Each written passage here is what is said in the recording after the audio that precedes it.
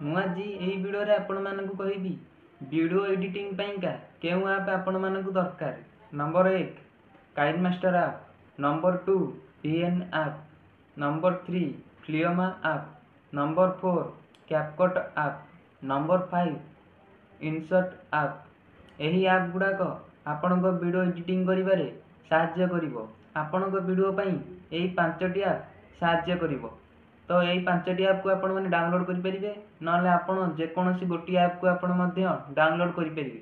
ଗୋଟିଏ ଆପ୍ ଯଦି ଡାଉନଲୋଡ଼ କରିବାକୁ ଚାହାନ୍ତି ତାହେଲେ ତା ଦେହରୁ VN ଡାଉନଲୋଡ଼ କରନ୍ତୁ, ନହେଲେ କ୍ୟାପକଟ୍ ଡାଉନଲୋଡ଼ କରନ୍ତୁ, ନହେଲେ କାଇନମାଷ୍ଟର ଆପ୍ ଡାଉନଲୋଡ଼ କରନ୍ତୁ। ତ ଏହି 3ଟି ଆପ୍ ହେଉଛି ସବୁଠାରୁ ବେଷ୍ଟ ଆପ୍। ଯଦି ଇଫେକ୍ଟ ପାଇଁ ଡାଉନଲୋଡ଼ କରିବାକୁ ଚାହାନ୍ତି ତାହେଲେ ସେ ଗୋଟେ ଆପ୍ ଅଛି, ସେ ହେଉଛି ଇନସର୍ଟ ଆପ୍।